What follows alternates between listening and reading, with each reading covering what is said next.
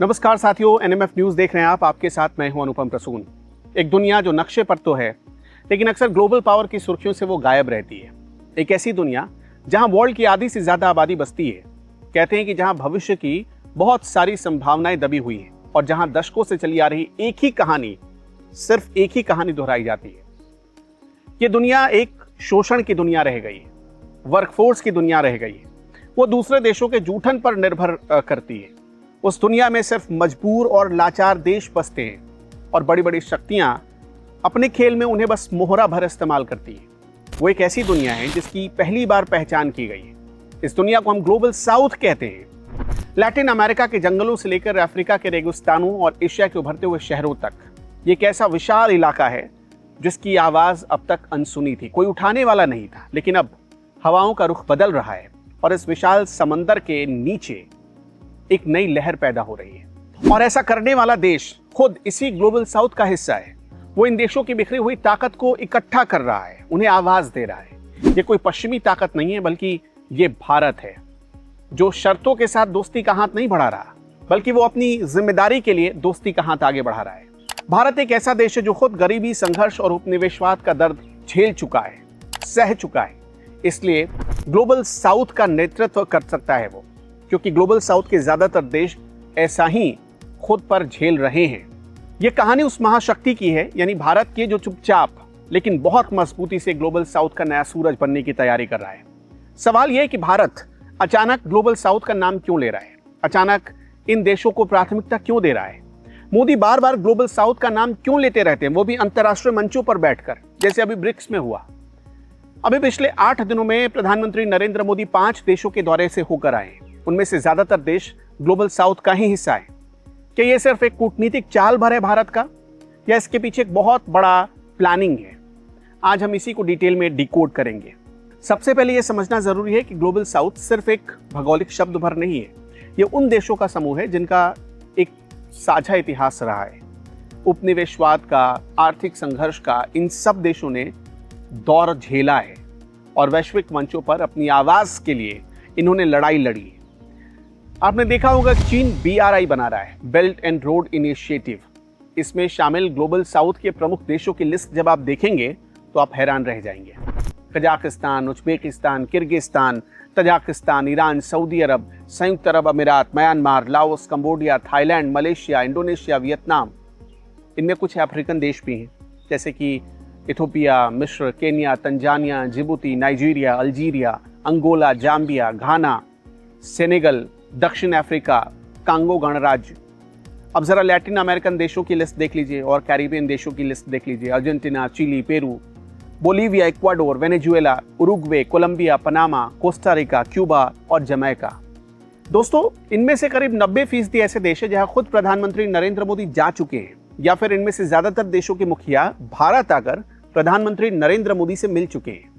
भारत का मानना है कि 21वीं सदी की दुनिया कुछ चुनिंदा देशों के फैसले पर नहीं चल सकती। और आपने देखा ही होगा कि ब्रिक्स में जैसे ही प्रधानमंत्री नरेंद्र मोदी की ताकत बढ़ी, सबसे ज्यादा चढ़ा अमेरिका। और इसी सोच को हकीकत में बदलने के लिए सोच ये है कि 21वीं सदी की दुनिया में चंद देश फैसला नहीं करेंगे, सबका फैसला होना चाहिए। और इसी सोच को हकीकत में बदलने के लिए भारत ने पहला और सबसे बड़ा कदम उठाया, ग्लोबल साउथ की आवाज बनकर। अब ये ग्लोबल साउथ की आवाज भारत कैसे बन रहा है, इसके कुछ उदाहरण आपको समझाते हैं। जनवरी 2023 में G20 की अध्यक्षता संभालते ही भारत ने voice of global south summit का आयोजन किया था। ये दुनिया को नहीं भूलना चाहिए। एक ऐसा मंच था जहां इन देशों ने पहली बार खुलकर अपनी समस्याएं रखी, अपनी जरूरतें बताई और अपनी उम्मीदें दुनिया के सामने रखी थी। भारत में उनकी आवाज को G20 जैसे शक्तिशाली मंच के जरिए भारत ने पहुंचाया था। कुछ लोगों को लगता है कि G20 सिर्फ एक इवेंट था। नहीं, ये इवेंट नहीं था, ये एक ऐलान था कि ग्लोबल साउथ अब अकेला नहीं है। भारत उनके साथ, उनकी रणनीति का हिस्सा है, उनके पीछे चल रहा है, उनकी ढाल बनकर चल रहा है। और इसका बहुत दूर तक परिणाम दिखा। बाजार पर, रक्षा पर, संस्कृति पर, हर जगह इसका असर दिखा है। कहते हैं कि पैसा और व्यापार दुनिया को चलाते हैं। नहीं समझ में आया तो अमेरिका को देख लीजिए। डोनाल्ड ट्रंप बात बात पर टैरिफ लगाने की धमकी देते हैं, ट्रेड बंद करने की धमकी देते हैं। वो जानते हैं कि अमेरिका के पास पैसा है, बाजार है, तो तो अमेरिका दुनिया को हाँक सकता है। भारत कहता है नहीं, हम ये नहीं चलने देंगे। भारत ये बात अच्छी तरह समझता है। ग्लोबल साउथ के देश सिर्फ विकासशील देश ही नहीं बल्कि भविष्य के सबसे बड़े बाजारों में से एक है और भारत इन बाजारों पर अपनी जगह बना रहा है। सबसे दिलचस्प बात जानते हैं क्या है कि अपनी शर्तों पर नहीं बना रहा, सबको साथ लेकर भारत इस मार्केट में घुसने की कोशिश कर रहा है।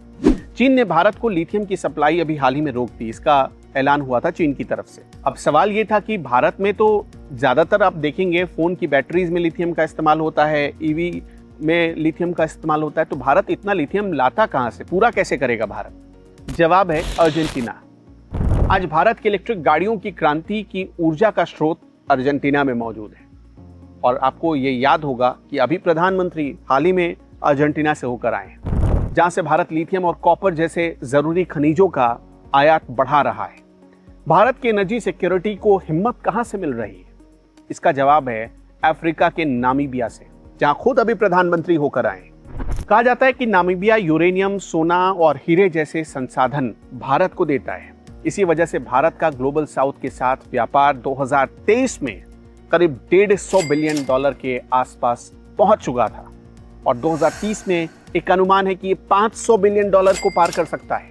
भारत और अफ्रीका का व्यापार $100 बिलियन के करीब पहुंच गया। अब यही देखिए ना कि G20 में भारत ने अफ्रीका के लिए कितनी आवाज उठाई।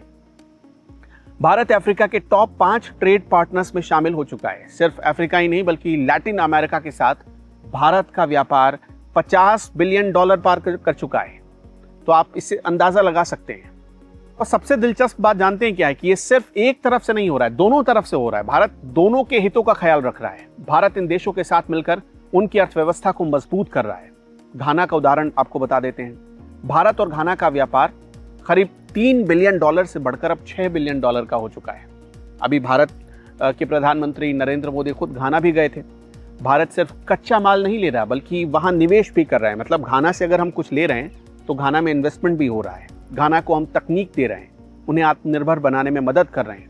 ये एक ऐसी पार्टनरशिप है जहां दोनों देशों की जीत हो रही है। कोई ये नहीं कह सकता कि एक तरफा भारत अपना फायदा देख रहा है, नहीं, दोनों तरफ के फायदे देखे जा रहे हैं। इसलिए ग्लोबल साउथ के देशों में मोदी सबसे पॉपुलर नेता बनकर उभर रहे हैं और भारत उनका सबसे भरोसेमंद साथी बन चुका है।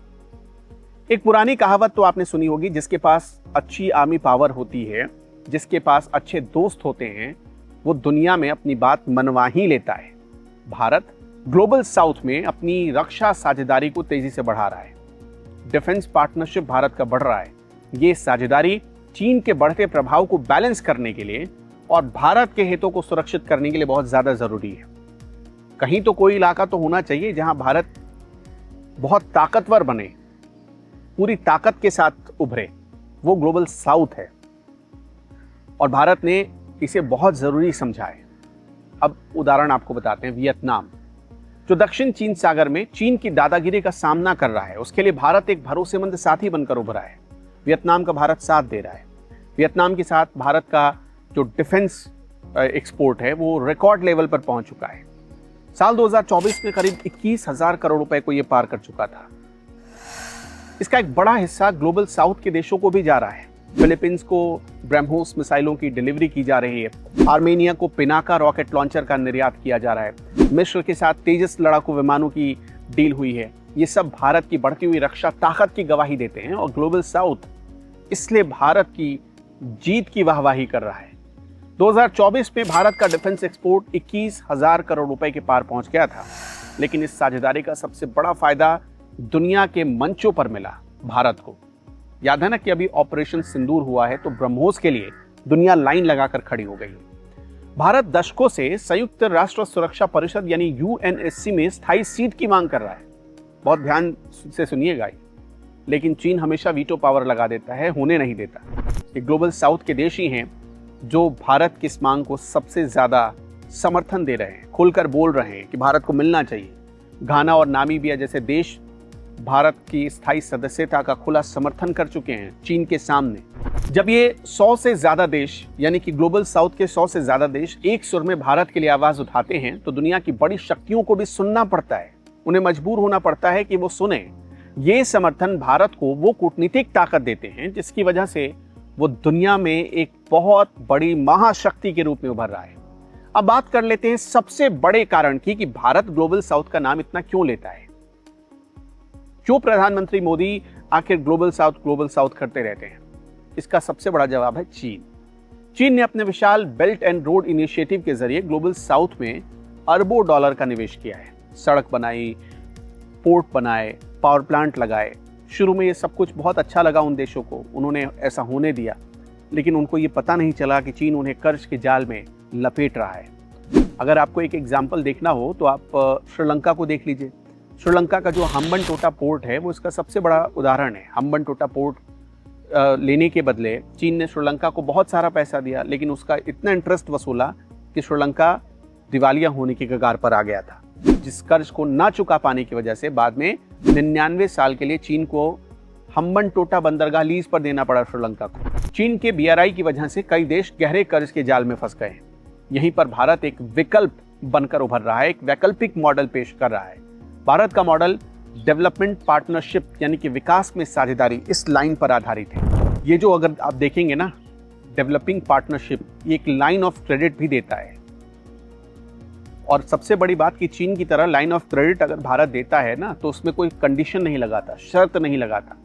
भारत की लाइन ऑफ क्रेडिट का मकसद है पार्टनर देश की जरूरतों को पूरा करना, ना कि उसे कर्ज के जाल में फंसाना। यही है, इसी वजह से जो प्रधानमंत्री नरेंद्र मोदी को दुनिया में जो मेडल्स मिल रहे हैं, जो अवार्ड मिल रहे हैं अलग अलग देशों के, वो इसी वजह से मिल रहे हैं कि भारत की पॉलिसी क्लियर है। दोस्ती का हाथ बढ़ाओ, व्यापार करते हैं, साझेदार बनते हैं, तुम्हें भी फायदा होगा, हमारा भी फायदा होगा। कर्ज के रूप में नहीं, कर्ज के जाल में नहीं फंसाना है। भारत की पॉलिसी है और यही दुनिया को पसंद आ रही है, खासतौर पर छोटे देशों को, घाना, कंबोडिया, आर्मेनिया जैसे देशों को। भारत ने अब तक 60 से ज्यादा देशों को $30 बिलियन से ज्यादा की लाइन ऑफ क्रेडिट दी है। इसका सबसे बड़ा उदाहरण अगर आपको देखना है तो कोविड-19 में भारत ने जिस तरह से मदद की दुनिया की, उसे देख लीजिए। जब दुनिया के बड़े देश अपने लिए वैक्सीन इकट्ठा कर रहे थे कि भाई हमारे लोग बचेंगे, चीन अपने स्वार्थ को प्राथमिकता दे रहा था। जो चीन वैक्सीन, मास्क, PPE किट बनाने में नंबर 1 था उस वक्त, उसने सिर्फ अपने लोगों की हिफाजत की। लेकिन भारत ने क्या किया? अपने लोगों की हिफाजत करने के साथ साथ वैक्सीन फ्रेंडशिप भी निभाई और 150 से ज्यादा देशों को वैक्सीन और दवाएं भेजी। इनमें से ज्यादातर देश ग्लोबल साउथ के ही थे। इस एक कदम ने दुनिया में भारत की छवि को एक विश्व बंधु के रूप में बना दिया। भारत ने ये संदेश भी दिया कि वो संकट के समय अपने मित्र देशों के साथ खड़ा रहेगा, चाहे जैसा भी संकट हो। भारत सौदा करने वाला व्यापारी नहीं है। 2025 में घाना का भारत के साथ मिलकर अफ्रीका का वैक्सीन हब बनने की चर्चा शुरू हुई। और ये वैक्सीन हब बनाने की चर्चा जब शुरू हुई तो इसका सबसे बड़ा कारण पता है क्या है? भारत ऐसी कोशिश कर रहा था। भारत ये चाहता था कि घाना बने। कूटनीति सिर्फ व्यापार और हथियारों से नहीं चलती। भारत ने साबित किया है, रिश्ता दिल से बनता है। और अक्सर आपने देखा होगा कि जो बड़े देश होते हैं ना, वो रिश्ता पैसों से बनाते हैं, ट्रेड से बनाते हैं। अमेरिका तो खास तौर पर। लेकिन भारत ने बताया कि रिश्ता दिल से बनता है। और यहाँ भारत के पास वो ताकत है जो दुनिया के किसी और भी देश के पास नहीं, किसी देश के पास नहीं। ग्लोबल साउथ के देशों में बॉलीवुड की दीवानगी भी है, योग भी है, आयुर्वेद के प्रति गहरा सम्मान और लगाव भी है, भारतीय संस्कृति के प्रति झुकाव भी है। आपने देखा होगा कि हाल में अभी प्रधानमंत्री नरेंद्र मोदी गए तो भोजपुरी में बात हो रही थी। भारत सरकार अपने सांस्कृतिक केंद्रों के जरिए इस रिश्ते को और मजबूत कर रही है। मतलब 57-58 देश तो ऐसे हैं जहां हमारे भारत के खुद के कल्चरल सेंटर हैं 57-58 देशों में। और ये हमारा उन देशों के साथ रिश्ता और मजबूत हो रहा है। 37 से ज्यादा देशों में केंद्र है। भारत सिर्फ सरकारों से नहीं बल्कि वहां के लोगों से सीधा रिश्ता बना रहा है। इसका एक और शक्तिशाली जरिया है भारतीय डायस्पोरा। अभी आपने देखा होगा कि प्रधानमंत्री नरेंद्र मोदी जब त्रिनिदाद और टोबैगो गए तो वहां के प्रधानमंत्री कमला प्रसाद जो है, उनका रिलेशन आता है बिहार से। उनके पूर्वज बिहार के थे। जब प्रधानमंत्री मोदी ने 2025 में अपनी यात्रा की तो वहां भोजपुरी में वो बात कर रहे थे। ये सारी ऐसी चीजें हैं ना जो सिर्फ देशों से लगाव नहीं बन रहा है, वहां के लोगों से लगाव बन रहा है। भारत अब सिर्फ अपनी बात नहीं कर रहा है, ग्लोबल साउथ को साथ लेकर चल रहा है। सिर्फ अपनी बात नहीं रखेंगे, ग्लोबल साउथ की बात रखेंगे। और सारे वैश्विक मंचों पर भारत ये बात कह रहा है। तो ये भारत की पॉलिसी है जो सीधा सीधा यही बता रही है कि ग्लोबल साउथ आज की दुनिया की सबसे बड़ी जरूरत है। एक तीसरी दुनिया बनाने की बात होती थी, याद है आपको? तीसरी दुनिया बनाने की बात। नेहरू के टाइम में भारत गुट निरपेक्ष था, किसी भी गुट में नहीं था। हमारी पॉलिसी आज भी वही है। हम युद्ध को बढ़ावा नहीं देते हैं, हम बुद्ध को मानने वाले देश हैं, लेकिन हमारे जो मित्र देश हैं हम उन्हें कभी छोड़ते भी नहीं। जिस वक्त पूरी दुनिया इजराइल का विरोध कर रही है, हम इजराइल के साथ खड़े हैं, मजबूती से खड़े हैं। भले इजराइल इस ग्लोबल साउथ का हिस्सा ना हो, लेकिन भारत जब ग्लोबल साउथ का इशू उठाता है तो इजराइल उसके साथ कदम से कदम मिलाकर चलता है।